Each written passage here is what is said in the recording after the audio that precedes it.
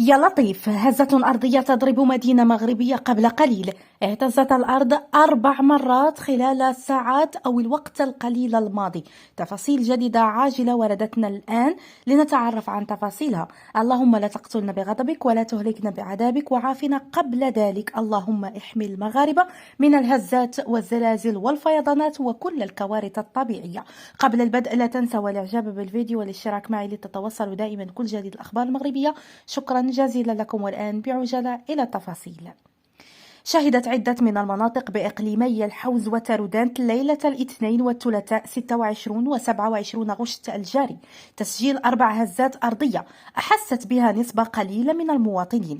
في هذا السياق قال ناصر جبور مدير المعهد الوطني للجيوفيزياء في تصريح للصحافة قبل قليل إنه تم تسجيل 4 هزات أرضية خفيفة ما بين تارودانت والحوز تراوحت قوتها ما بين درجة ودرجتين، مرجحا أن واحدة منهن أحس بها حوالي 5% من المواطنين بجماعة أغبار بالحوز وجماعة تيزينتاست وعدد من المناطق بتارودانت. ويضيف جبور أن مثل هذه الهزات الأرضية تبقى عادية ويتم تسجيلها كل 24 ساعة تقريبا، كما أن أغلبية المواطنين لا يشعرون بها أصلا ولا يتصلون بالجهات المختصة من أجل الاستفسار بشأنها.